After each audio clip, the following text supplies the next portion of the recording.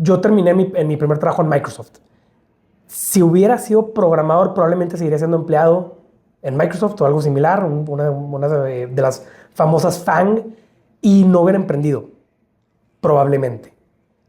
¿Cuántas veces no he escuchado compañeros que están allá, o sea, ex compañeros que dicen, voy a emprender, ¿no? Y llevo 10 años seguidos escuchándolos decir eso, pero nunca salen porque están cómodos, porque ganan bien, y está bien. No tienen nada de malo hacer muy buen dinero, tener una buena vida, probablemente con muchísimo menos estrés que el emprendedor, pero lo que digo es, bueno, pero tienen esta como siempre esa inquietud de voy a emprender y no lo hacen. Y te digo, viendo en retrospectiva, como que sí hay una duda de qué hubiera sido, quizás si hubiera sido programador, pero también digo, creo que me hubiera llevado en un camino que no es el que yo estaba buscando. Este episodio es presentado por M14 for Education, la plataforma de consultoría en sistemas comerciales y competitividad para negocios que comercializan productos o servicios de alto valor, de la cual soy orgullosamente socio. Si estás buscando incrementar la competitividad de tu empresa y mejorar tus resultados comerciales, visita m14.com. Con letras sería mcatorce.com, m14.com, y solicita una auditoría totalmente gratis mencionando a Progresivo Podcast. Hoy tenemos como invitado a Daniel Rodríguez, cofundador de Adquiere.co, una plataforma que está revolucionando el panorama de fusiones y adquisiciones en Latinoamérica, facilitando procesos de venta de empresas y recaudando fondos para startups y pymes. Daniel es ingeniero industrial por el Tecnológico de Monterrey y ha sido cofundador de startups como Doc2 y Delivery, siendo esta última adquirida por un destacado banco regional. Además cuenta con una amplia experiencia en el sector tecnológico, en empresas tan reconocidas como Alestra y Microsoft. Hoy hablaremos de cómo vender tu empresa y el panorama de empresas familiares en México. Daniel, bienvenido a Progresivo Podcast. Muchas gracias por la invitación, Alberto. Oye, pues qué bueno que lo pudimos cuadrar, porque sé que andas corriendo, no eres de Ciudad de México, estás en Monterrey. No. Pero oye, qué bueno que te pudiste dar el espacio de poder estar con nosotros y de platicarnos, que en mi perspectiva es una maravillosa carrera dentro del mundo del emprendimiento. Pero antes de ser emprendedor, me gustaría arrancar con tu etapa más joven como gamer. Órale. Okay. O sea, sé que desde joven has sido muy apasionado de los videojuegos. Creo que eso no se nos quita. Sí. O sea, yo también agarro bastante la Play. No sé tú de qué juegos eras en ese entonces. Principalmente, hasta la fecha juego, o sea, me gusta jugar mucho en la computadora. Más de joven era más como el Xbox, por un tiempo también en PlayStation. Me gustaba mucho Halo, Gran Turismo en el PlayStation. Fanático del Age of Empires, el mejor es el Age of Kings y el Conqueror's Expansion. Para los que nos escuchan, el que diga lo contrario está equivocado. Actualmente juego mucho League of Legends, Battlefield, Call of Duty un poquito. Bueno, entre otros juegos me gusta jugar un poco de todo. Con mis amigos se me hace que es un buen desestrés, y bueno, sano y divertido. Ahora sí que jugar, y es algo que puedo hacer desde mi casa el día que quiera, ¿no? Oye, y en ese entonces, porque creo que siempre ha estado este estereotipo con la gente que nos gusta los videojuegos, que creo que hasta a veces las personas no lo admiten por los estereotipos que hay, que estamos llenos en la sociedad. ¿Eras extrovertido o eras social en ese entonces, al mismo tiempo que eras tan apasionado con los videojuegos? A ver, yo siempre he sido como una persona, creo, muy extrovertida, bastante más que muchas otras personas. No es que llegaba gritándole a todos, oigan, soy gamer, mírenme, pero no lo escondía. No era algo que yo no admitiera. Y sí, de hecho, iba a torneos, lo platicaba. Me tocó inclusive, no me tocó ir porque fue justo contra carrera y tuve que tomar la decisión, pero mi equipo fue a World Cyber Games, fueron también a un torneo, ahorita se me olvidó el nombre, en Houston. Estuve a nada de ir, me acuerdo que tuvimos la conversación, les dije, a ver, raza, en ese entonces gaming no pagaba como paga hoy, y pues, me eché para atrás, ¿no? Yo me puse a estudiar, por eso hoy soy emprendedor, pero bueno, no, o sea, me tocó estar ahí, nunca fue algo que fuera así como closet gamer, para mí fue algo de lo que siempre fui muy abierto y sí. Y que no estaba realmente de moda, como hoy lo mencionas. No, para nada. Y no era un negocio, o sea, porque hoy es parte de una estrategia de negocio. Totalmente. ¿Tú lo querías? Que si yo quería ser pro gamer, me hubiera encantado. Bromeaba con mis amigos que como que dicen, I was born ahead of my time, ¿no? Al final del día no había en ese entonces los patrocinios. Hoy en día los premios son de cientos de miles o hasta millones de dólares. En ese entonces yo creo que sí te iría mejor pidiendo limosna en la calle que siendo gamer, la verdad. Entonces, y deja tú, y en México en particular, todavía hasta la fecha es algo pequeño. Sí, sí hay Twitch streamers y seguramente les va bien, pero cuando comparas cómo les va, no sé, algunos en Estados Unidos o en Europa o demás, no hay comparación. O sea, ni el nivel de audiencia, la monetización que logran por patrocinios, torneos, etcétera. Para responder a tu pregunta concretamente, me hubiera encantado ser pro gamer. Oye, y mencionabas que mejor le diste a los estudios. Sí. ¿Qué pensaban tus papás cuando estuviste como en esa decisión de voy al torneo o me enfoco en los estudios? ¿Cuál era la perspectiva de ellos en torno no solo a gaming en general, sino también a tu futuro de educación y profesional? Claro, digo, realmente no, o sea, no lo veía ni bien ni mal. O sea, sí quizás me llamaban la atención porque creo que jugaba mucho, como alguien intentando ahora sí que entrar en torneos y ganar, pues vaya, sí le dedicaba más horas quizás de las que me gustaría admitir, pero realmente no era así como un rechazo, pero tampoco era déjame te patrocino, vete, o sea, fue algo más pasivo, fue como si eso a ti te gusta y tú le ves sentido, pues no te lo impedimos, o sea, vaya, pero tampoco vamos a estar nosotros haciéndote un sponsor. Que no lo voy a financiar. Exactamente. Si tú quieres, inténtalo. Exactamente. Y en la parte estudiantil, que creo que, y yo lo viví, o sea, yo quería vivir en su momento, yo era muy atlético y gimnasio y toda esta parte, entonces, oye, pues quiero estudiar cultura física y deporte y quiero ser instructor de gimnasio, que estaba medio loca la idea y sobre todo en México. Y después, pues obviamente hubo un tema que pues, obviamente después me obliga a elegir una carrera más racional con las finanzas. En este caso, tú, ¿cómo seleccionas tu carrera y qué dificultades, que sé que hubo algunas complicaciones dentro de tu proceso de carrera que después pues terminaron culminando en el emprendimiento, tuviste en esos años? Fíjate que cuando elegí mi carrera fue algo bien chistoso, o sea, para mí me llamó mucho la atención porque uno de los factores principales a la hora que tomé mi decisión de qué quería estudiar fue en mi mente, yo no quería ser programador, no quería ser ITC, que bueno, para los que no ubican es el ingeniero en tecnologías computacionales, porque en mi mente decía como que para mí la computadora es un hobby, no quería que fuera mi trabajo.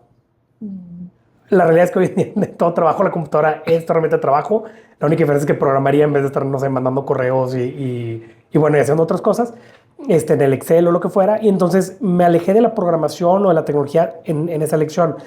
La realidad es que no estaba seguro que estudiar y siento que es algo que ha hecho falta, no sé si en la cultura mexicana y sé que las universidades han tomado pasos en esa dirección. Es decir, tú tienes que escoger, vas a hacer X carrera, mientras que en Estados Unidos tú entras como en un tronco común y luego eliges. Sabes que vas a ser ingeniero y luego, no sé, al año, 2 años, ya dices, ok, me gustaron estas materias y tomas una decisión como que hacia dónde especializarte. En mi caso, la realidad es que no estaba seguro lo que quería. Algunos tíos habían estudiado IMA, que es ingeniero mecánico administrador, y que pues voy a estudiar IMA, ¿no? Entonces empecé, llevaba más o menos año y cacho en la carrera y me di cuenta que la odiaba. O sea, no quería estudiar eso, no estaba contento. Te lo juro que pasaba por mi mente, pues dejar de estudiar, ¿no? O sea, no lo disfrutaba ni tantito. Y un día fui con la directora de carrera y me acuerdo que muy, muy linda la señora, no me acuerdo ahorita su nombre, Luz María, si no me equivoco, nos imprimió todo el plano así de todo el plan de estudios y nos muestra, digamos, empezamos a palomear todo lo que me gustaba y a tachar todo lo que no me gustaba, ¿no? Y todo lo que me gustaba era principalmente de que, o sea, había mucha similitud con ingeniería industrial y todo lo que no me gustaba era lo de ingeniería mecánica. Entonces, la decisión fue muy obvia. Le dije, muchas gracias. Salí de ahí directo a cambiarme de carrera. Afortunadamente, realmente no perdí pues muchas o prácticamente ninguna materia en temas de revalidación. Y entonces termino en ingeniería industrial, que la verdad me gustó mucho porque creo que es una carrera que si bien no está tan especializada o enfocada como lo puede ser IMA o IQA o la que tú quieras, justamente esa como falta quizás de especialización es algo positivo porque nos hace ver muchas distintas ramas en lugar de estar viendo como una sola. Y en mi opinión personal tiene mucha perspectiva de como gerencial, administrativa, temas de ver procesos y operaciones y sistemas que nos ayudó, bueno, al menos a mí me ayudó mucho en mi manera de pensar y cómo hoy pues he emprendido y llevado mis negocios y cómo trabajamos. Sí, creo que te termina dando más herramientas, porque creo que a veces las especialidades te terminan cerrando más a la parte de operación. Correcto. Y creo que en esta cultura de emprendimiento, que bueno, nos conocimos Justamente por eso. justo en un ecosistema de emprendimiento en Monterrey, pues creo que es el camino probablemente más obvio, pero bueno, también esta es gente que opere. Si no tuvieras gente Claro. especialista, creo que ninguna empresa realmente podría avanzar. Se necesitan los dos. Oye, y mencionabas algo que yo siempre, no te voy a decir que he criticado, aunque un poquito sí, que tiene que ver con el momento donde escogemos qué estudiar y de alguna manera nos terminamos comprometiendo a cosas que posiblemente, oye, pues a lo mejor pude ser muy buen surfista Sí, o cualquier otra cosa claro. random que se nos pueda ocurrir, ¿no? Tú en esta parte, y nada más haciendo doble clic en esta parte de los estudiantes y de las carreras, eh, ¿qué impedimentos o qué problemáticas has encontrado coachando a otros emprendedores, a otros jóvenes en estos entornos de qué estudiar, pero también visualizando qué tipo de vida o de futuro quieren? Claro, es muy interesante porque en la escuela en la que yo estudié, digo, previo a la carrera, me ha tocado ir, ellos tienen como un career day, le llaman, y entonces vienen exalumnos y hacen como grupos o salones donde das una plática, entonces cada salón tiene una temática, ¿no? O sea, de emprendimiento, una de cryptocurrencies, o sea, de todo, ¿verdad? De finanzas, economía, lo que tú quieras, y entonces a mí me ha tocado dar varias veces como, bueno, principalmente hablar de qué estudié yo, que es ingeniería industrial, pero con un enfoque en el emprendimiento. Y yo la realidad es que siempre hablo con ellos de, a ver, no escojas la carrera nada más por lo que te vas a dedicar. Obviamente en el caso de una especialización es obvio, ¿no? O sea, quiero ser diseñador gráfico, pues una carrera de diseño gráfico. Pero si dices, por ejemplo, quiero emprender o me gustaría ser, no sé, director, pero trabajar en automotriz, trata de buscar una carrera que sea más holística. Piensa más bien o visualízate, como bien decías, en qué quieres trabajar y trata de acercarte más como a la rama o al giro. Y eso lo puedes hacer inclusive a través de tus prácticas. Claro, te puede ayudar a una carrera que tenga un enfoque o que sea más afín a... Pero les decía como que a mí me tocó que muchas de las herramientas que hoy utilizo, mucho de lo que yo hago, no necesariamente lo aprendí en la carrera. O sea, la carrera en sí me ayudó digamos, a aprender a pensar de cierta manera. No voy a mentir, el Excel sí fue algo que vimos muchísimo en ingeniería industrial y ese sí lo aproveché mucho. Pero el resto fue más, insisto, como pensar. Entonces yo lo que he tratado de decirles es como, justo como dices, visualízate dónde quieres estar. Si tu career path para llegar allá es obvio, decir diseño gráfico, UX o lo que quieras, que son muy obvias, entonces sí toma ese camino, pero caso contrario, o sea, trata de agarrar algo en lo que seas bueno, en lo que te guste, pensando en cómo se te va a ayudar a llegar a esa meta que estás buscando tú. Y tú en esta perspectiva y en retrospectiva, y después de los años de experiencia, ¿seguirías habiendo elegido esa carrera? Fíjate que no estoy 100% seguro. Me acuerdo que cuando yo estaba, creo que en mi quinto semestre o sexto semestre, lanzaron INT, que era Ingeniero en Negocios Tecnológicos y Tecnología, algo por el estilo. Y era como un blend entre la ingeniería industrial y, digamos, tecnología. No necesariamente ITC, pero con más bases de tecnología. Me hubiera encantado hacerla, pero no existía cuando yo entré. Y si hubiera existido, yo creo que la respuesta a tu pregunta es me hubiera ido a esa, pero pues el hubiera no existe y los tiempos no coincidieron. Si no fuera así, la verdad creo que escogí una buena carrera nuevamente porque es muy holística. O sea, lo que sí sé que hice bien es no haberme metido a, por ejemplo, quedarme en IMA, o ser biotecnólogo, que insisto, son especializaciones. Sin duda también una buena decisión no hacerme, por ejemplo, diseñador, que lo llegué a pensar. No nada más porque históricamente es una carrera que es mal pagada, malamente, pero por otro lado vuelvo al punto. O sea, aunque me hubiera acercado a esto, sería una especialización. La que de repente me llegó a cuestionar mucho es si me hubiera hecho programador. El downside que le veo es probablemente, digo, ahorita probablemente vamos a llegar a este tema nuevamente, pero yo terminé en mi primer trabajo en Microsoft. Si hubiera sido programador, probablemente seguiría siendo empleado en Microsoft o algo similar, una de las famosas FANG, y no hubiera emprendido, probablemente. ¿Cuántas veces no he escuchado compañeros que están allá, o sea, ex compañeros que dicen, voy a emprender, ¿no? Y llevo 10 años seguidos escuchándolos decir eso, pero nunca salen porque están cómodos, porque ganan bien, y está bien. No tienen nada de malo hacer muy buen dinero, tener una buena vida, probablemente con muchísimo menos estrés que el emprendedor. Pero lo que digo es, bueno, pero tienen esta como siempre esa inquietud de voy a emprender, y no lo hacen. Y te digo, viendo en retrospectiva, como que sí hay una duda de qué hubiera sido, quizás hubiera sido programador. Pero también digo, creo que me hubiera llevado en un camino que no es el que yo estaba buscando. Creo que tú lo mencionaste claro y es la universidad te enseña a pensar. Sí. Entonces muchas veces, y no solo creo que la carrera, sino también las propias personas que ya vienen con una cierta idea de lo que van a ver y de lo que van a vivir o de lo que van a trabajar, pues ya te crea un tipo de sistema de pensamiento. Claro. O sea, yo también he estado cercano, te platicaba de entornos de programación y de sistemas y de software, y sí veo un tipo de sistema de pensamiento muy similar, no te voy a decir en todos, pero sí en la gran mayoría. Entonces creo que a veces eso sí te puede favorecer, obviamente con ciertas competencias y ponerte en ciertos entornos, pero también alejarte de otros. Creo que el Claro. emprender, más allá de que te dé mucho o poco dinero, que como toda la vida no es seguro, Claro. nada es seguro, pues creo que te da libertad, que es lo que muchas veces buscamos, o que podría ser el fin. Sí, porque insisto, no tiene nada de malo. Si ese es el camino que alguien quiere tomar, pues genial y bien por él, ¿no? Sí, que creo que tiene que ver con esa parte como de perspectiva de vida. Tú en esta perspectiva, ¿qué es lo que más has valorado en el tiempo de ser emprendedor versus pues ya haber podido trabajar en una multinacional y que muchas veces termina siendo como el sueño de todos los emprendedores, de todos los estudiantes, Claro. poder llegar a esas empresas? Bueno, a ver, por un lado, hemos construido pues muchas soluciones que hemos tenido clientes nacionales e internacionales grandísimos. O sea, ha sido muy interesante poder interactuar y venderle a corporativos. Ha sido lo que para mí ha sido súper emocionante. Poder crear soluciones que el mercado utiliza, o sea, cientos de miles de personas utilizan, pues es algo, insisto, también muy, muy padre, muy gratificante.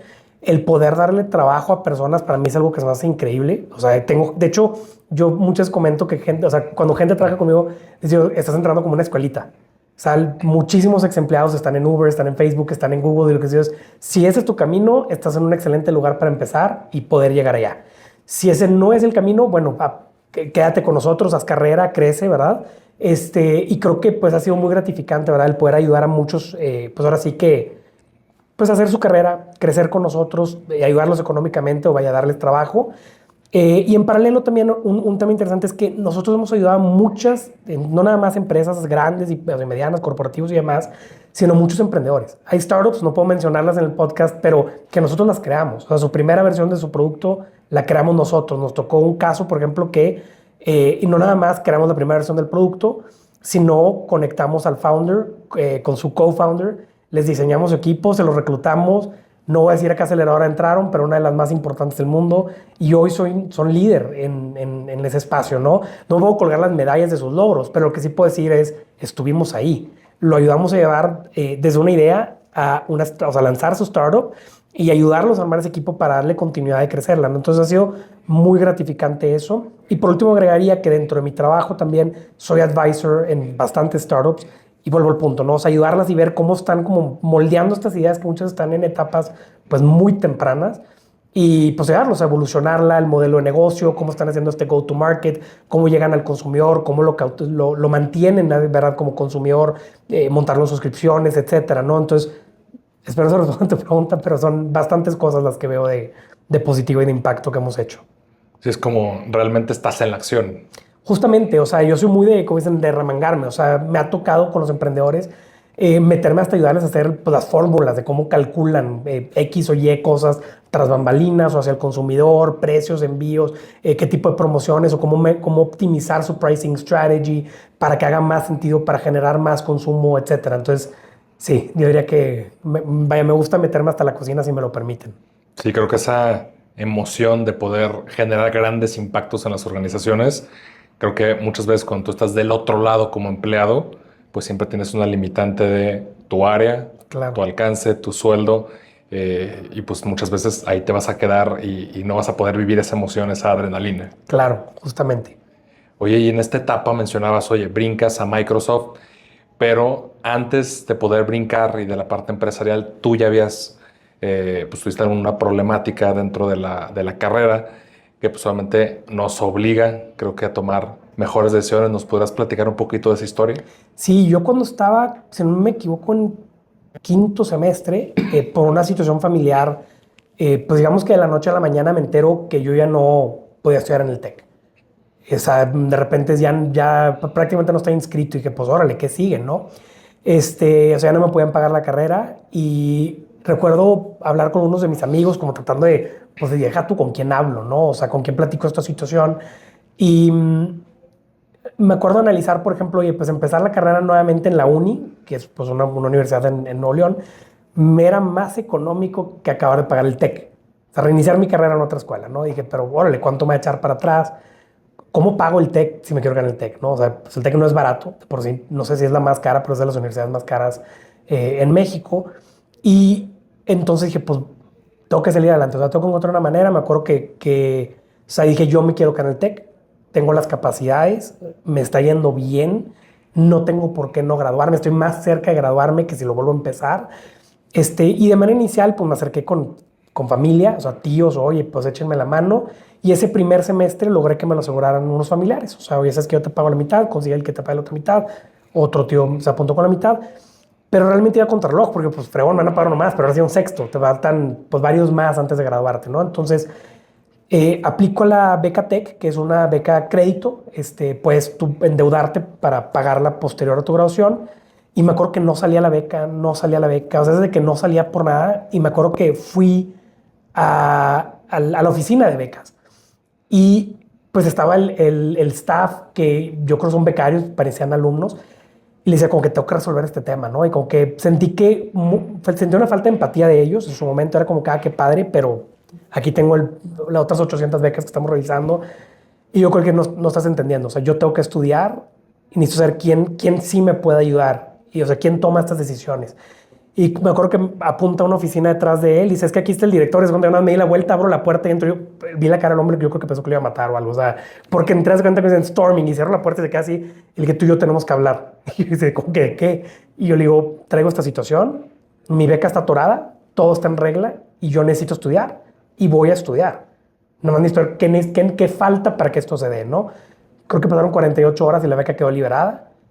Con eso consigo cubrir la mitad de mi carrera. De hecho, la de mi hermano también. Vaya, no, él también metió su papelería, pero esa invasión mía de esa oficina creo que liberó las dos. Y curiosamente, bueno, ese siguiente semestre todavía alguien más me apoyó con la otra mitad. Afortunadamente conseguí que me apoyaran. Y luego un día me llamaron de rectoría, que me quería conocer, no creo el nombre de la persona, pero era como pues, de los directivos de finanzas del TEC. Me entrevistan, platican conmigo un rato y luego me platica pues que había como un patrocinio anónimo que querían, o sea, que habían visto pues que estaba tratando de sacar adelante mi carrera. No sé si lo detonó esa conversación ese día con el de becas o qué pasó, pero me ofrecen una beca ya para la otra mitad, ya para que no la estuviera buscando yo por fuera. Pero me pusieron un reto que la verdad para mí era alto. Me pidieron 95 de promedio. Yo no era un alumno de 95. O sea, yo no voy a mentir, yo era de 80, pero bueno, pasaba, me iba bien. De ahí en adelante saqué 95 en todo. De hecho, hubo materias donde saqué 100, donde saqué 99. O sea, no dormía con tal de sacar, o sea, no podía parar la beca. Me tenía que graduar, ¿no? Entonces, inclusive, digo, esto es un medio side story, pero me acuerdo que entré a la clase emprendedor y empieza quizás a conectar con toda mi trayectoria. Y me acuerdo que me siento con varios chavos bueno, más bien una persona, todos eran como tecnólogos, ingenieros también, pero uno de ellos estaba becado perdón, disculpe, me había conseguido un trabajo en Microsoft también, lo cual a mí me empezó como a dar cierta intriga. Nos juntamos, ese equipo y yo, para no hacerte el cuento largo, ganamos el premio Emprendimiento en el TEC, que compiten como 270 equipos cada semestre. Me voy a estudiar a Suecia, todo pagado por el TEC. Para mí esto fue un logro muy grande, nunca me iba a estudiar fuera. O sea, había sido como un sueño, algo que siempre quería, pero sabiendo la situación que tenía en casa, yo sabía que ese barco ya había zarpado, ¿no? Ya no había manera. Pero bueno, se logró. Me fui un verano a la escuela de Jönköping en Suecia. Estudié emprendimiento, de hecho, justamente. Y bueno, y ahí entonces me empieza a detonar como esa inquietud de, pues, Microsoft, ¿no? Pero bueno, perdón, no sé si tú me quieres preguntar algo más o continúo porque ya me aventé una side story. No, de hecho, justo hacia allá iba. Mencionabas que tú ya veías lejano el poder, obviamente, tener un intercambio, que son bastante costosos. Creo que cualquier universidad del mundo son bastante costosos. ¿Tú cómo te tomaste el hecho de que tuvieras que sacar 95? Te lo dice también otro 70, 80 de carrera. Son muchos, muchos. Hace rato hablábamos de gaming, menos te van a admitir las calificaciones. Primero te admiten el gaming. Creo que sí.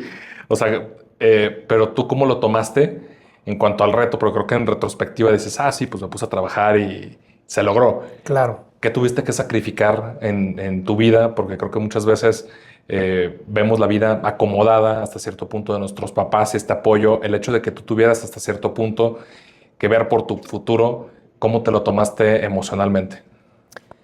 Fíjate que cuando estuve en la conversación con esta persona, yo sí dije, o sea, ¿por qué me eligieron a mí? Digo, yo no me puedo meter en ese detalle, simplemente te eligieron, ¿no? O sea, yo no sentía que me la merecía porque yo no tenía esas calificaciones.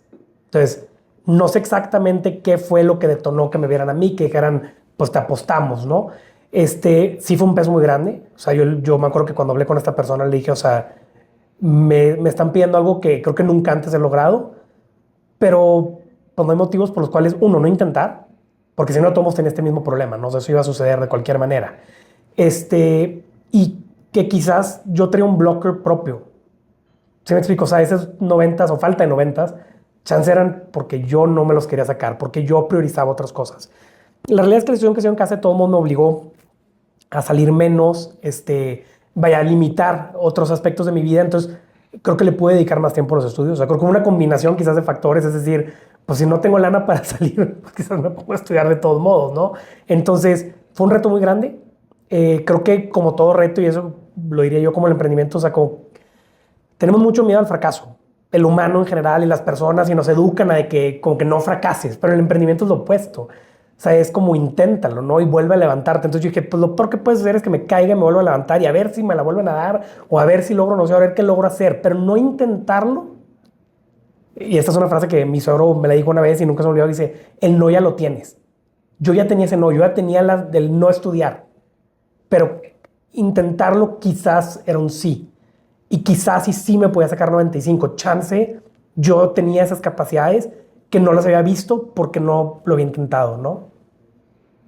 Y una vez que estás en otro país, que estás viviendo el sueño, creo que de la mayoría de personas que entran a una universidad privada, digo, apenas las públicas están empezando a Claro. abrir estos programas de intercambio, ¿tú ya sentías que lo merecías? Sí. Sí, no, la verdad es que para ese momento yo estaba sacando 90 en todo, bueno, 95, o sea, más de 90. Y sí, sin duda. O sea, de hecho, esta es una anécdota medio tonta, pero que me da mucha risa. Cuando estábamos haciendo del premio Frisa, lo del premio al emprendimiento, pues yo fui el speaker, o sea, yo fui el que llevó a mi equipo, yo fui el que dio la presentación. No había dormido el día anterior porque quería ganar, sabía que tenía todo para ganar. Y el proyecto era, la verdad, muy interesante. Habían dos biotecnólogos en el equipo. Ellos tenían esta idea de utilizar el residuo del bagazo, que es como la caña de azúcar, para hacer productos, llámese vasos y platos. De hecho, ahorita cuando tú usas un vaso en Starbucks o demás, ya son de ese tipo de materiales. En ese entonces no lo eran. Y queríamos hacer vasos, digamos, pues, de materia, de lo que era una merma, era una basura, ¿no? Y el proyecto se llamaba Cañapel. Y me acuerdo que cuando me subo al escenario, lo primero que digo es, contar, hola a todos, muy buenas tardes. El día de hoy yo les vengo a presentar Cañapel y hacemos pasteles a base de caña de azúcar.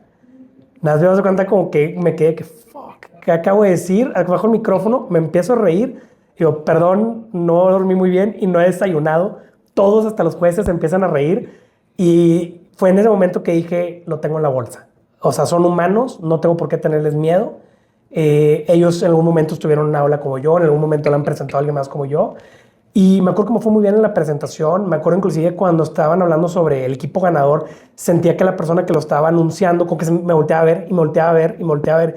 Y dije, o sea, si no gano, pues, híjole, me hizo sentir como que yo ya gané, ¿no? Entonces, sí, yo en ese momento me atrevo a decir inclusive que me sentía como que en las nubes. O sea, había logrado tanto a pesar de todo. O sea, todo el mundo se me había puesto como en contra en un momento, o al menos así se sintió inicialmente, ¿no? O sea, decía todo lo que yo veía alrededor de mí se empezó a caer y salí adelante.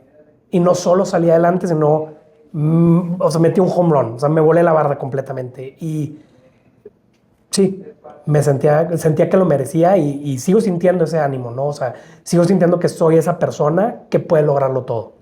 Ese hecho realmente que no se pudiera pagar la carrera, creo que fue lo que te convirtió en la persona que eres hoy. Justamente yo lo decía con mis amigos, o sea, me tocó como que volverme adulto mucho más chico que muchos.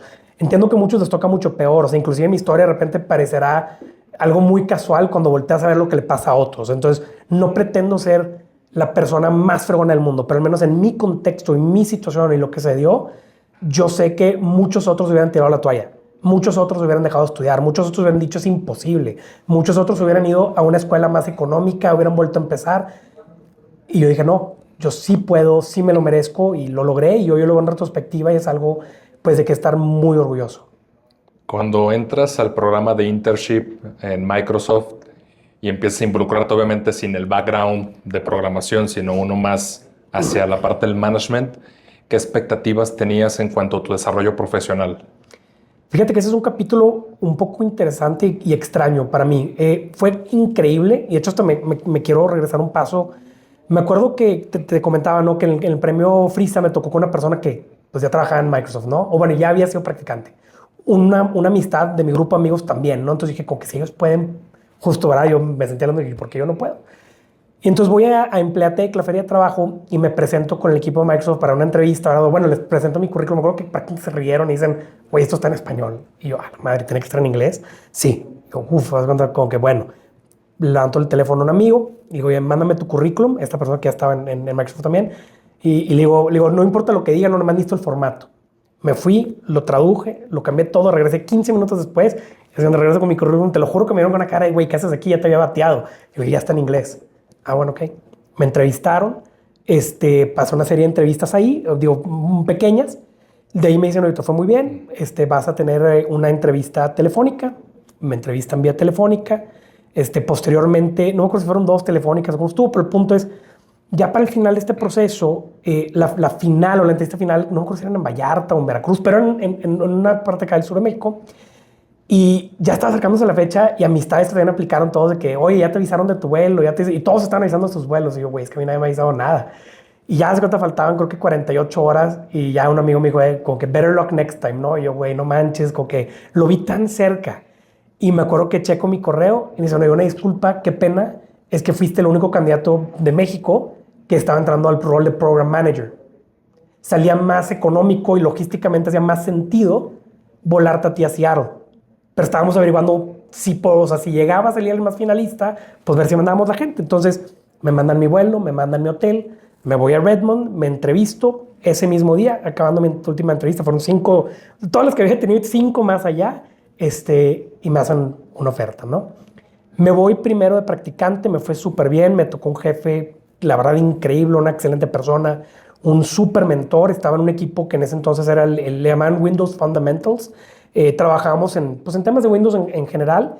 En ese entonces me tocó a mí cuando ya regreso, bueno, de hecho, desde que entré y cuando regreso, me toca Windows 8, que fue el más odiado, creo que hasta la historia, o a la par de Windows Vista. Entonces, bueno, yo estoy orgulloso de lo que hicimos, pero el mundo lo odió. Y me cambiaron de jefe cuando regreso, me cambiaron de rol, todavía era Program Manager, pero me habían vuelto más como un Technical Program Manager, cosa que yo no era. Mi jefe y mi mentor se habían cambiado de equipo, como que había habido un restructure muy grande, pero en ese restructure, como yo no estaba ahí, yo me quedé como que en un limbo, ¿no? Entonces, como que regresé y era otro equipo, pero me metieron ahí. Fue un capítulo muy extraño porque el jefe que tuve era un israelita que había sido militar y que desde abajo y no sé qué, la verdad, una persona muy pesada. Y hay un dicho normalmente entre todas estas empresas que como que your manager can make or break pues tu experiencia, ¿no? En esas empresas. Y dicho y hecho, la verdad nunca me hallé con mi manager. Fue algo muy difícil porque cuando estuve como practicante me fue súper bien, estaba creciendo. Cuando regresó me sentí estancado, mi jefe no me apoyaba, no estaba de mi lado. Hasta chocábamos porque él me veía como tú no eres técnico, deberías de ser técnico. Entonces fue algo muy, muy extraño. Para mí, y digo, tratando de responder tu pregunta que me haces inicialmente, siempre sabía que yo no me iba a dedicar a la programación. O al menos en ese momento yo había tomado esa decisión, ¿no? Entonces era extraño porque me metías contra la boca del lobo, ¿no? Vaya, se espera que seas un poco más técnico y demás. Yo lo que veía es, intenté empaparme más en temas, digamos, tecnológicos sin volverme developer. Para no hacerte el cuento largo, fue una excelente experiencia. Me encantó mi experiencia como practicante. La de tiempo completo, digamos que me llevó una experiencia más mezclada. O sea, con mi equipo, con el equipo inclusive muy buena, con mi manager no tanto. Tomo una decisión yo personal de regresarme. No le veía el punto a continuar allá si no podía tener el crecimiento que yo esperaba. Y la verdad es que muy buena. Al final del día hice muy buen dinero en ese Inter. Pago mi beca en el TEC, prácticamente de contado, mientras que me hubiera tomado probablemente años con un trabajo acá en México. Y regresé con ahorros. Entonces aprendí de lo que no quería, De hecho, me acuerdo inclusive antes de renunciar platicando con un amigo que sí es ITC, que sí es programador. Me acuerdo que le llamé estresado, con que no sé para dónde darle. Siento como estas fricciones con mi jefe, pero como que quisiera hacer esto. Y me acuerdo que él me aconsejó que dice como que no inviertas tanto tiempo en volverte según tu pro como en tus debilidades. Enfócate en tus fortalezas, porque si no vas a ser mediocre en todas, en vez de ser muy fuerte en una. De hecho, él fue mi primer cofundador, o sea, mi primera startup. Es un muy buen amigo. Cuando vea el podcast, él va a saber quién es. Y nada, fue una experiencia mezclada, pero al final del día muy gratificante porque crecí mucho. O sea, crecí, aprendí, regresé una persona pues muy capaz, que había aprendido mucho pues de lo que, insisto, lo que quería y lo que no quería y de ese sector. Y una vez que regresas a México, y me ha pasado con muchos fundadores que terminan muchos hasta haciendo empresas en Estados Unidos y regresan por distintos motivos, ¿qué esperabas y qué expectativas tenías? Y si ya tenías visualizado que querías emprender en México.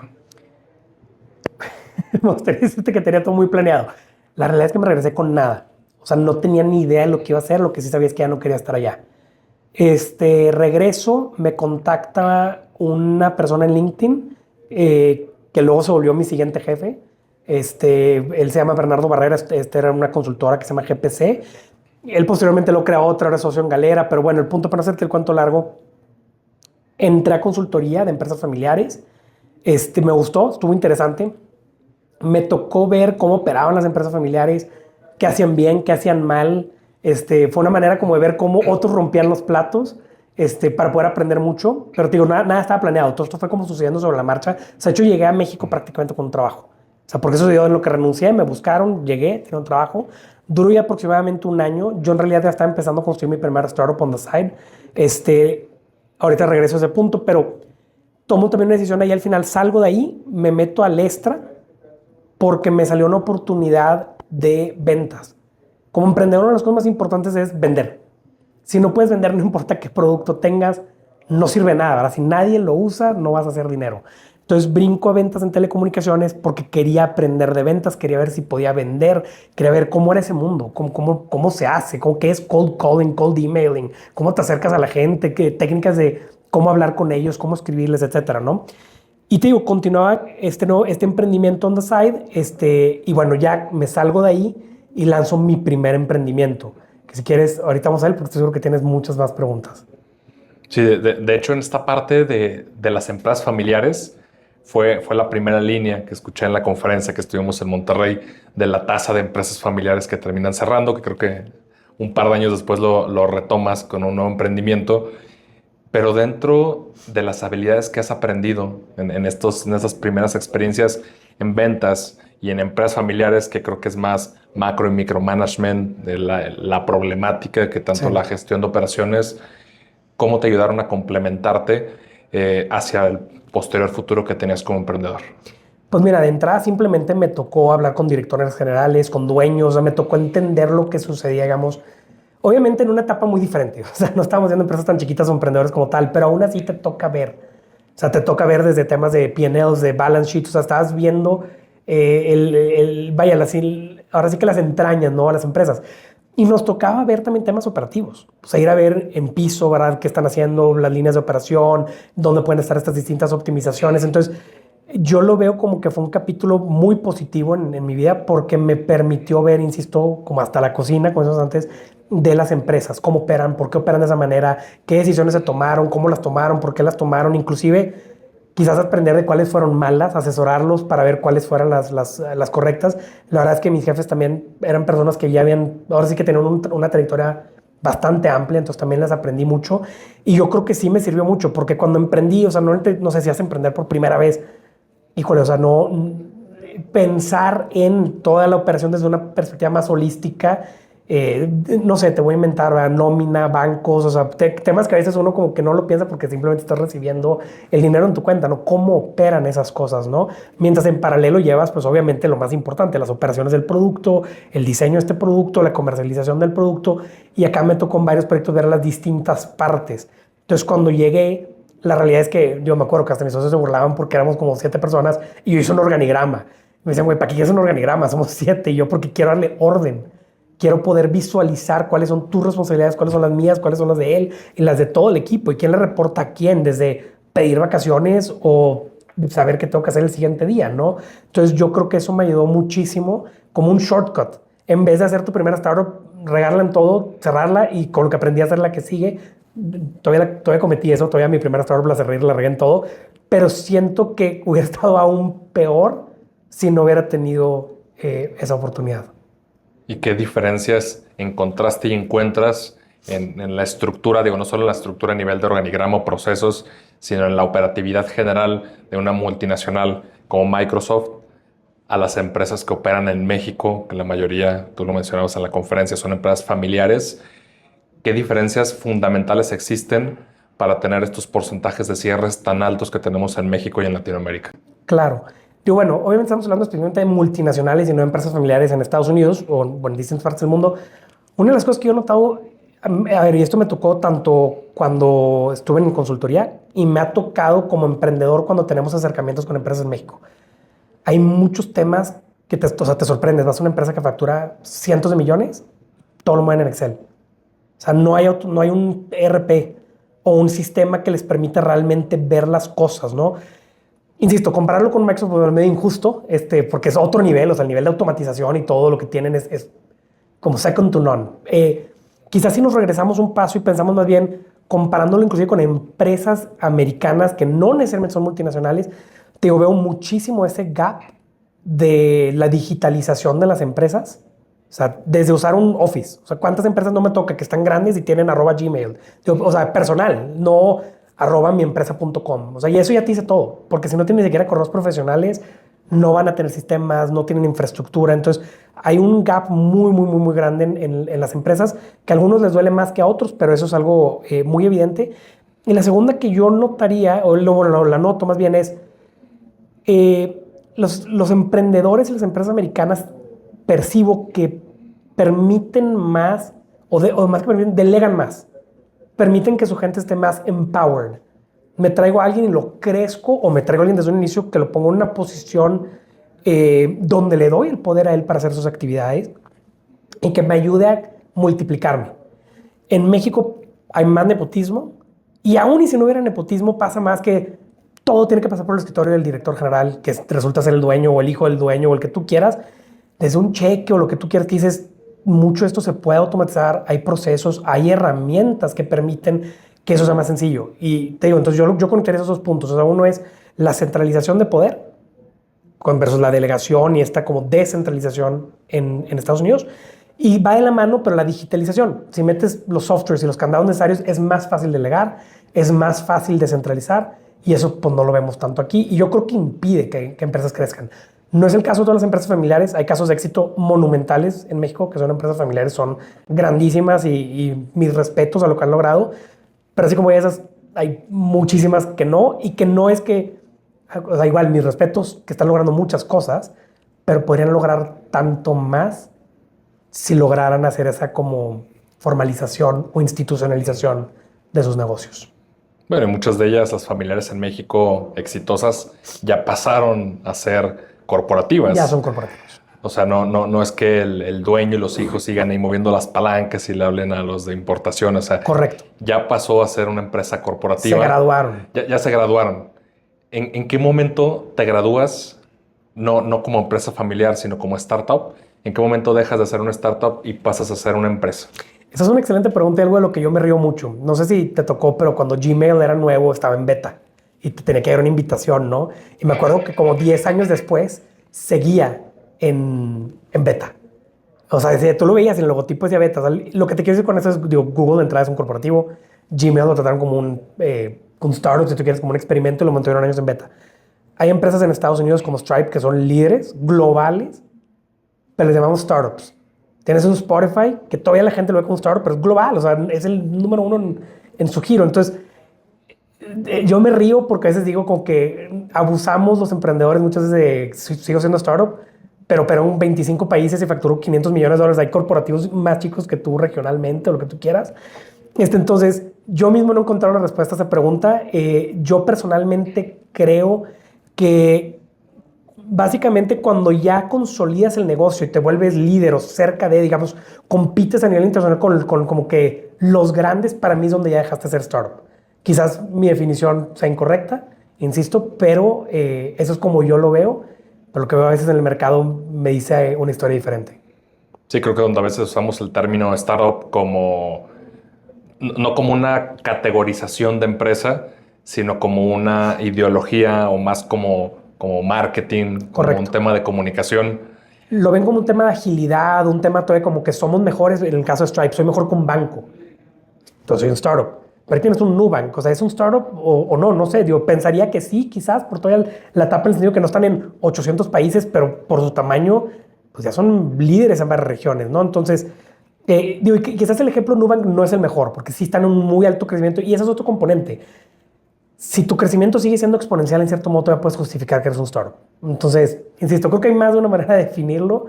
Y bueno, ya cada quien que llega a sus propias conclusiones. Hoy, dentro de las múltiples organizaciones en las que colaboras, ya sea las que son con fines de lucro, las que son sin fines de lucro, ¿cómo te has encargado de la creación de equipos de trabajo?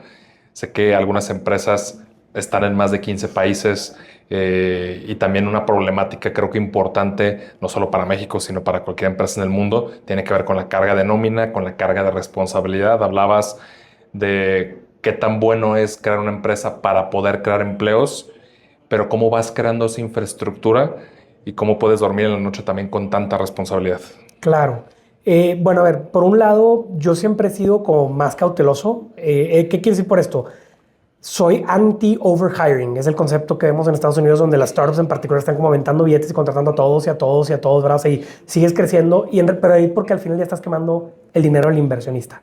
Yo personalmente siempre he sido más de un mindset de cómo vamos primero aprendiendo a hacer las cosas. De hecho, me gusta a mí, como decimos, remangarme y aprender a hacer las cosas. Y ahora que yo ya la entiendo, entonces, si además de que yo la entendí, la necesidad es latente, ¿no? De traerme a alguien más, es donde ya tomo una decisión de traerme a alguien. Me gusta involucrarme ahora sí que en las entrevistas, todo, o sea, en las distintas startups que he fundado. Me gusta ser partícipe en la toma de decisión. Solamente lo que hacemos son como entrevistas, llamamos de técnicas, con los distintos stakeholders, sean mi arquitecto, sea, no sé, alguien del equipo de diseño, mi socio Bernardo, que lleva pues justamente toda esa área. Pero a mí me gusta involucrarme, digamos, con un tema cultural. Me gusta siempre como que ser partícipe en esa toma de decisión, de decir, esta persona es un buen fit para nosotros, va a encajar con la cultura, o sea, cómo trabajamos, al ritmo que nos movemos, cómo hacemos las cosas, o sea, cómo digamos, tenemos que saber que estamos cargando una responsabilidad muy grande que va más allá como de tu trabajo en tu escritorio en la oficina. O sea, realmente a veces tienes responsabilidades que impactan clientes y pues cientos de miles, si no es que millones de usuarios, ¿no? Entonces, trato que sea como algo, insisto, no nada más contratar por contratar, sino es vámonos un paso a la vez, vamos buscando dónde estamos flaqueando, tratemos de aprender a hacer las cosas nosotros y posteriormente tomamos una decisión así de encontrar el perfil ideal para esa posición. Para ti, obviamente desde tu perspectiva y experiencia, ¿cuál es la cultura correcta en México para que una persona pueda entrar a una organización, pueda desarrollarse y ya sea, como bien mencionaste, que se quede y que crezca en la organización o que pueda brincar a otro tipo de empresa? Obviamente esa respuesta, o sea, la respuesta que te puedo dar difiere por tipo de empresa, ¿no? O sea, no es lo mismo entrar a una maquila que entrar a una empresa de tecnología. Desde mi cancha, yo lo que veo es que debemos siempre buscar gente que sean como, que tengan su propio drive, ¿verdad? Gente que quiera, digamos, participar, que estar, o sea, ya, como decíamos, remangarse. Desde la perspectiva cultural, yo soy pro home office, o sea, y trabajo remoto, o sea, no poner limitantes en eso. O sea, la gente que, digamos, es autónoma o puede llegar a ser autónoma, no afecta si está en las mismas cuatro paredes que yo. Puede estar en otra, o sea, zona horaria, puede estar en otra ciudad y eso no nos afecta. A mí me importa mucho el compromiso y no te lo alcanzas a ver en las entrevistas, te das cuenta. Te das cuenta que la persona como que está dando largas con las respuestas, está tratando de evadir. La gente que está comprometida, que quiere entrarle al quite contigo, te lo hace saber, te lo deja saber. Y nosotros lo que hacemos también es, tenemos un periodo en el cual digamos que nos estamos conociendo, es como un periodo de prueba con nuestra gente. La realidad es que hemos sido muy atinados con las contrataciones, o sea, rara vez se nos va la gente y rara vez hemos tenido que dejar a alguien ir porque no hubo un buen fit. Pero te digo, yo creo que debe ser una cultura donde nosotros, o sea, permitimos que la gente crezca. Te hablaba de ese empowerment, de delegar, es justo eso. O sea, yo contrato gente que quiere crecer. gente que quiera hacer las cosas, que quiera aprender. Y ese mismo drive los hace hacer un mejor jale y más jale que alguien que simplemente está ahí por ganar un dinero, ¿no? Y vuelvo al punto, es muy fácil detectar, o bueno, quizás no muy fácil, si hay gente que logra salirse con la suya, pero no es tan difícil detectarlo en una entrevista. Sí, donde realmente las competencias técnicas pasan a un segundo plano, sino tú también quieres saber las habilidades sociales y quién es como persona. Correcto. Yo me considero buena persona, quiero contratar una buena persona. De hecho, en mi entrevista, justo esas partes de la cultura, trato, o sea, sí, platícame un poquito, quito tu currículum, la verdad no lo voy a ver, no lo voy a leer, no me interesa, o sea, el currículum como tal. Nada más tú platícame un poquito de qué has hecho, o sea, si tuvieras que platicarme un par de logros, así resumidos, ¿cuáles son? Poniendo a un lado los logros, es platícame de ti. Justo me ha tocado con varios son gamers, ¿no? Y me río y digo, padrísimo, ¿qué juegas? Y nos vamos a platicar, luego, o sea, nos hacemos casi amigos en la primera vez. Te digo, ok, esta persona me cayó bien, me llamó la atención esto. Obviamente no tomo una decisión porque videojuegos juega, pero sí me permite tener un acercamiento donde se dan cuenta que, oye, esta persona con la que estaba hablando, que quizás él me estaba viendo como, pues no sé, su jefe, justo como platicar esa historia donde me equivoco en el pitch, es humano. Yo también me río, yo también me equivoco, yo también tengo hobbies y entonces me gusta hacer esa conexión y ver como que qué tan bien conectamos.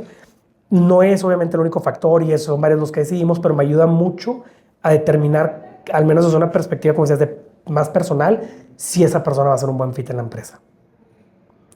¿Y cuál es ese proceso?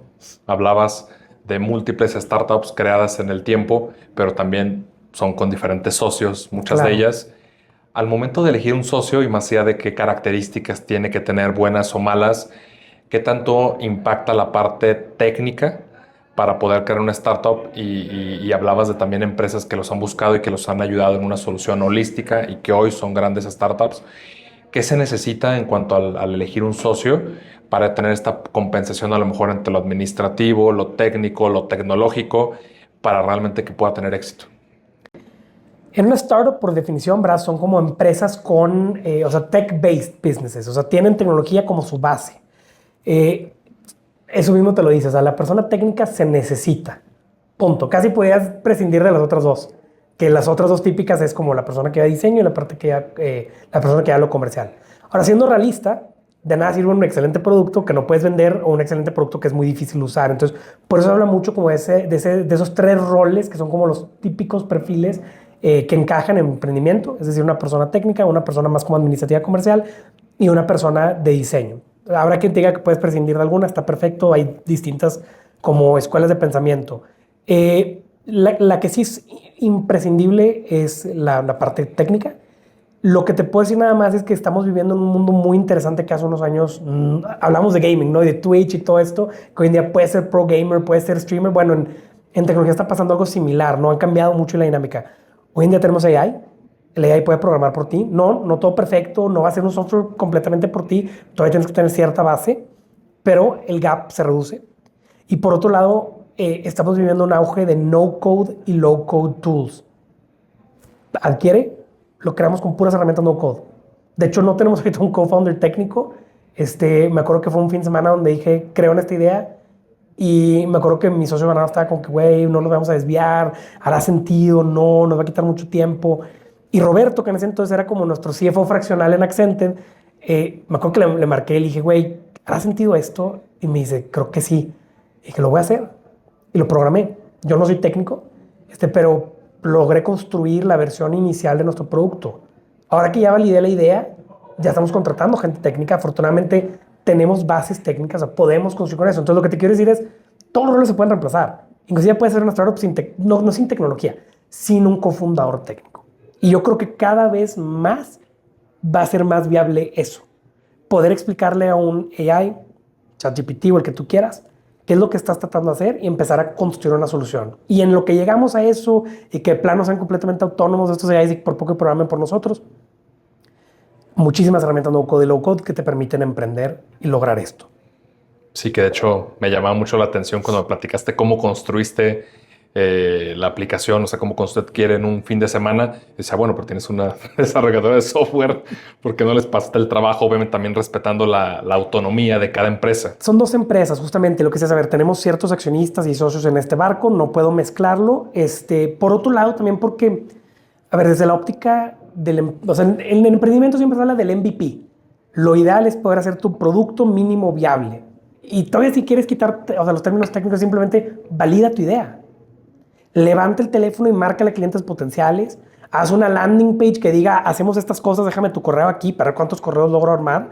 Y entonces lo que dije es, bueno, yo sí me lo quise llevar un paso más allá. O sea, empecé con armar como una landing, empecé a hacer varias cositas y dije, no me hace sentido armar una landing, no me hace sentido armar algo tan chiquito. Roberto ya tenía transacciones de compraventa previas, o sea, 3 proyectos en marcha, que si los subo y hacemos un marketplace ya con un par de empresas.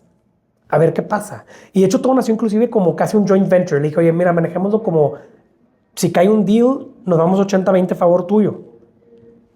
15 días después le dije, güey, me equivoqué. O sea, esto está jalando. Jamás pensé que tan rápidamente me iba a dar cuenta que esto estaba jalando. Y dijimos, vamos a hacer una empresa.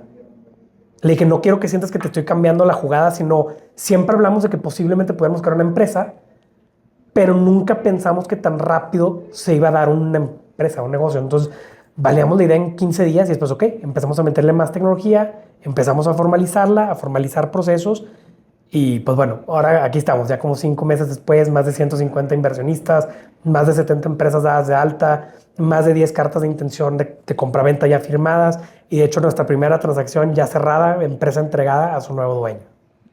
Sí, de hecho me llama mucho la atención esta parte de probar la idea, que es algo que no se ve en México, porque también por eso el porcentaje de cierre de empresas, no solo de startups a nivel general, pero al momento de esta cambio de jugada, de poder validar la idea, de decir, oye, pues, posiblemente no solo nos equivocamos con los porcentajes de división, ¿qué cambios han hecho en cuanto a la estructura del modelo de negocio, en específico de Adquiere, desde que nace, validan la idea y va creciendo en el tiempo? Y también pues cada vez que das el pitch de venta, una conferencia, ¿cómo tú vas reconstruyendo la idea para que pueda ser más rentable y escalable en el tiempo?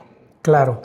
A ver, desde la perspectiva de escoger socios y temas de participación, yo siempre he sido con que fiel creyente que todos tenemos que tener una participación por lo menos razonable. ¿Qué quiere decir eso? Yo personalmente soy partir todo en 3. O bueno, en la cantidad de fundadores, en este caso 3. Entonces, literal, tenemos una tercera parte cada uno de los fundadores. Hay otras escuelas de pensamiento. ¿Quién aporta más? Por ejemplo, el desarrollador es quien lo está construyendo y posiblemente él se lleva más. Yo no, o sea, creo que el dinero se va a lograr de todos modos, sin por pelearme por un porcentaje hoy. Especialmente cuando necesitábamos seguros si iba a funcionar, no hacía sentido.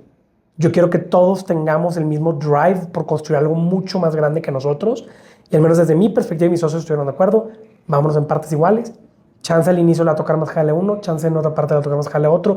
¿Por qué? Porque quizás al inicio, oye, pues todo es medio, o sea, vago de Oz, como dicen. O sea, hay algunas cosas automatizadas, pero muchas son automatizadas. Entonces, hay mucha operación. Y sí, quizás a mi socio Roberto, por ejemplo, ahorita le ha tocado más porque está llevando las transacciones, pero con el tiempo nos va a tocar, por decir, más a Bernardo diseñando el producto, a mí con la parte comercial o lo que tú quieras. Entonces, no es una regla de oro, no tienes que partirlo en partes iguales. Yo creo que nada es importante, o sea, eso sí lo diría como una regla muy tajante, es no seas ese güey que tiene el 95% porque tuvo la idea y le da 5% a un desarrollador. Es una estupidez. O sea, estás dándole equity a un empleado que no va a querer ser tu socio.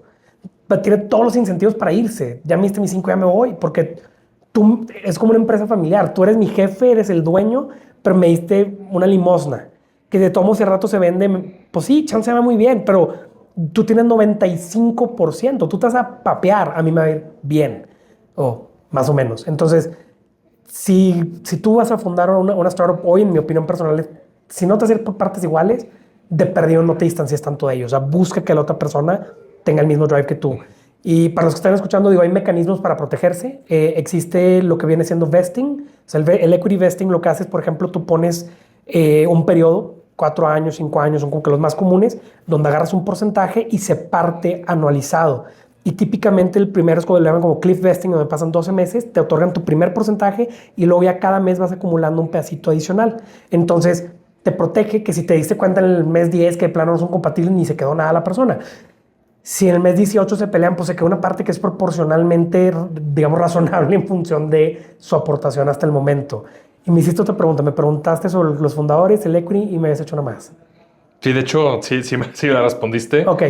Pero complementando con tu respuesta, también no todo está en quién puso el dinero, quién puso el capital para el momento del reparto de acciones, que creo que se da mucho, no solo hablando de startups, sino, oye, pues el que paga manda, entonces claro, el que pone el dinero también es el que toma las decisiones en las empresas, es el último que toma el voto. Creo que esa parte del voto calificado hasta en un gobierno corporativo no es tan habitual en México. Creo que sigue rigiendo la partición de acciones. En tu caso, con estas interacciones con los distintos fundadores, ¿qué procesos has seguido para poder fondear ya un par de estas empresas? Y obviamente cómo esto impacta, no obviamente a detalle de la repartición de acciones, pero cómo impacta la dinámica con los fundadores. Claro. Bueno, lo primero, hablando de toma de decisión, algo muy padre y es una también recomendación, es que si tienes co-founders impares es buenísimo porque es más fácil, pues 2 contra 1, ¿no? En una decisión. Cuando son pares es más fácil que caigas en pues, un stalemate. O sea, uno quiere para un lado y el otro para el otro. Y sí pasa que los hacen pleitos, ¿no? Desde la perspectiva de los inversionistas, a ver, lo primero es, mis primeros emprendimientos los hice con Friends and Family. El dicho hablan que Friends and Family de la manera más políticamente correcta está también el Friends, Family and Fools. Son como los tontos que están dispuestos a darte el dinero. En mi caso no he metido ningún tonto, pero he metido Friends and Family. Entonces, amistades y familia que me han invertido, me han apoyado en mis emprendimientos. Eso me ha permitido, al menos en los primeros. Normalmente el tipo de acciones en esos emprendimientos, especialmente cuando son más formales, tienen una distinta estructura o un distinto tipo de participación. O sea, digamos, son otro tipo de serie de participaciones. Eso implica que en muchas ocasiones el voto o el poder que tienen es diferente. Entonces todavía toman la decisión generalmente los founders. Sin embargo, normalmente se les da o se les puede dar a los accionistas, digamos, de un seat en el board, ¿no? Armas un consejo, tienen un asiento y pueden participar contigo en la toma de decisiones. Normalmente, especialmente si es una aceleradora o un fondo, con más razón.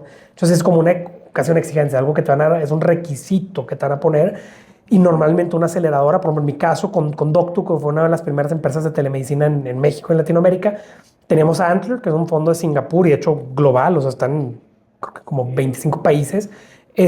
Fuimos de hecho la primera startup y la única startup que han fondeado en México, porque no operan en México, operan en Estados Unidos y Brasil, en esta región, Canadá no estoy seguro, y les gustó tanto el proyecto que nos invirtieron, pero así como quien diría por debajo del agua. Y con ellos tenemos reuniones semanales, o sea, todas las semanas era pues cómo van, hablamos de KPIs, qué están haciendo diferente, te veo que estás estancado en esto, con qué te puedo ayudar, con quién te puedo presentar, etcétera. Entonces, quizás no era que ellos estuvieran tomando las decisiones, o sea, regresando al punto de decisión, pero vaya que estaban jalando los hilos para llevarnos en la dirección en la que ellos querían, no la que hace sentido. Al final del día, ellos están buscando un retorno de inversión y a mí también me conviene, ¿no? Entonces, no era malo, al contrario, creo que nos daban ellos, nos compartían mucho conocimiento y nos ayudaban a tomar estas decisiones, pero al final del día la tomábamos nosotros. Y en mi experiencia así siempre ha sido con las startups, la estructuramos de tal manera que la decisión cae en los founders, porque si tú me estás dando tu dinero, estás confiando en mí. Muchos hablan de como el caballo y el jinete, ¿no? O sea, la startup pues es el caballo y el jinete soy yo, mis founders, ¿verdad? Somos los jinetes. Tú nos estás apostando y tienes que confiar en que yo voy a lograr los resultados para ti, ¿no? Al final del día nada te quita tu voz y tu voto de poder participar, aunque sea de expresarte y decir hacia dónde quisieras que vayan las cosas, pero sí hay que estructurarlo de una manera que los accionistas no puedan impedir, por ejemplo, porque sí pasa también. O sea, un accionista, si lo eliges mal, un inversionista, también te puede destruir tu startup. Si le das demasiado control o demasiado equity, te puede impedir levantamientos en futuras rondas o te puede hacer tomar decisiones quizás irracionales. Como tiene tanto control y tanto como en juego, puede hacerte tomar, por ejemplo, hablábamos un rato de cómo escalar rápidamente, te puede hacer tomar decisiones donde, aunque él cree que está ayudándote a crecer, te está frenando porque está protegiendo la inversión. Y el valor futuro lo está haciendo menor, pero posiblemente lo está cuidando o quizás matando, porque no sé el ritmo, no puedes levantar y te quedas en el camino, ¿no? Sí, creo que muchas veces termina siendo esta pelea de egos antes que priorizar el bien de la empresa. Correcto. Y no a veces, creo que casi siempre. Oye, estamos llegando al final de la charla, Daniel, y me gustaría preguntarte, para finalizar en todos estos años de trayectoria profesional y de vida, ¿con qué lección te quedas? ¿Cuál ha sido la lección que más te ha ayudado a convertirte en la persona hoy? Está medio trillada, pero lo hablábamos con el tema de la beca, la carrera, el reto, ese imprevisto que me sucedió. no le tengas miedo al fracaso. O sea, la gente ve como que el fracaso de una manera tan absoluta, es como si fuera algo binario, o sea, es 1 y 0. O eres un fracasado o eres el mejor del mundo. Híjole, si te avientas un ratito de videos de emprendedores, te vas a dar cuenta que algunos por poco estuvieron viviendo en la calle y ahorita son billonarios. No estoy incentivando a la gente que quiebren y vivan en la calle. Pero por lo menos al grado que tú puedas, porque hoy entiendo, habrá estudiante de tu etapa de vida, o sea, quizás tienes hijos o ciertas responsabilidades que no te la puedes jugar como si fuera Las Vegas. Pero si quieres emprender y si quieres construir algo, un legado, algo que verdaderamente, con que sea bigger than yourself, que sea mucho más grande que tú, tienes que apostar un poco, tienes que arriesgarte. Y entonces no le tengas miedo a caerte, no le tengas miedo a fracasarte, porque, como lo decíamos hace rato, o sea, mentalízate, sí puedes. Puedes hacer todo lo que te propongas y solo está en eso, ¿no? Y si fracasas, pues vuelve a intentar una y otra vez hasta que salga. Y es más, no solo como emprendedor. Si tú trabajas en una empresa, proponte que quieres ser el director. Haz todo en tu poder, sin importar si te tropiezas un par de veces en el camino, pero todo lo que tú puedas hacer, que no quede en ti. Que no quede en ti que no lo intentaste, que no quede en ti que no creíste en ti, que lo hagas por ti. Y las cosas siempre se alinean. Hay un experimento que vi en History Channel donde ellos ponían a competir los distintos incentivos de las personas.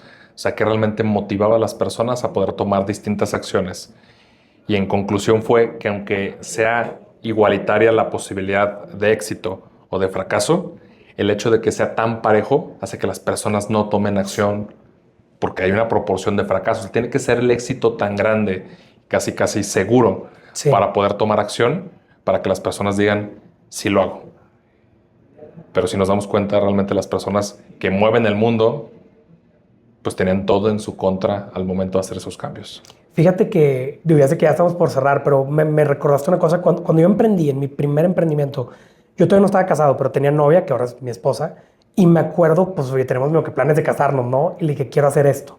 Y era una startup, no había un levantamiento, o sea, dije, lo voy a hacer en mis tardes y voy a apostar todos mis ahorros. Y me acuerdo que fue una conversación así como difícil, ¿no? Digo, y difícil no por ella, sino fue difícil hasta decírselo. Porque a veces lo ves como que dices, le estoy a punto de decir que chance nos casamos 1 año o 2 años más tarde, o puede cambiar nuestro curso, esta decisión, para bien o para mal. Y me acuerdo que lo platicamos, o sea, llévatelo para platicar con la almohada, o sea, voy a hacer esto, no sé cómo, pero quiero hacerlo de esta manera. Pero también quiero tu opinión, y, o sea, no lo voy a hacer sin ti. Al menos no a costa tuya, ¿verdad? O sea, el dinero pues era la parte que necesitaba, digamos, permiso. Y me acuerdo que lo platicamos y no me acuerdo si fue ese día, unas semanas después fuimos a cenar y me acuerdo que me dijo, hazlo. Digo, porque es ahora o nunca. Con chance más adelante cuando tengamos hijos, esa decisión, como decías, tiene que ser absoluta. Si no sé que la voy a romper, ya no lo voy a hacer. Pero en ese momento podía romper todos los platos y lo peor que pudiera suceder es que voy a agarrar otro trabajo, que me regresara a trabajar en otra empresa. No está tan mal, ¿no? Y desde ese entonces hasta hoy he sido emprendedor, o sea, que he sido creando startups y creo que fue un momento así como muy trascendental literal, creo que fue el momento en el que me volví emprendedor, ¿no? Entonces, pues no se rindan.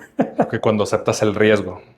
Literal. Y volvemos al punto, que habrá quien lo pueda aceptar y cada quien tiene que verlo en función de su realidad. Todos tenemos realidades diferentes, pero en función de tu realidad, tú debes de poder evaluar esos riesgos, ver si para ti conviene, si ese logro puede ser tan grande como tú quieres y te mereces y puedes lograr, pues dale, ¿no?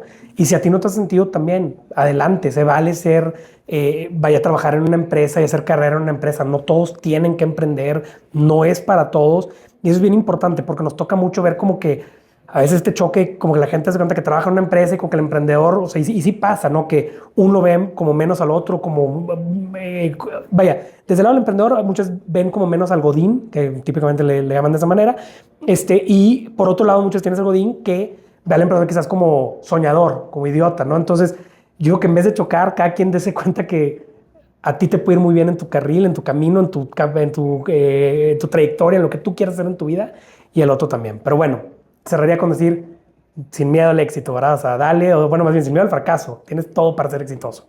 Sí, creo que es al final lo que nos da miedo, el fracaso. Sí.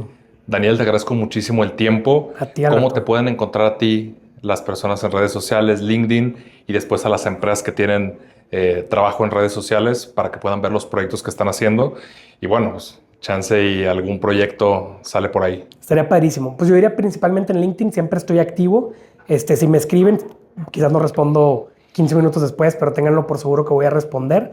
Y la verdad, Alberto, muchísimas gracias por la invitación. Estuvo padrísimo. Qué bueno que se pudo presencial. Y bueno, espero nos volvamos a ver próximamente. Claro que sí, pues aquí abajo dejamos redes sociales, enlaces de sitios web. Creo que son proyectos que hacen falta y que hacen falta que entren a más fondos, que hacen falta con más difusión, porque al final de cuentas están buscando hacer un cambio en el entorno empresarial para México. Entonces, todos los éxitos para sus proyectos y pues recuerden, muchas gracias. Pues que todo avance y es progreso. Nos vemos en el próximo episodio. Gracias. Muchas gracias por escucharnos hoy. Si disfrutaste esta charla, compártela y síguenos en redes como @progresivopodcast. Nos vemos en el próximo episodio.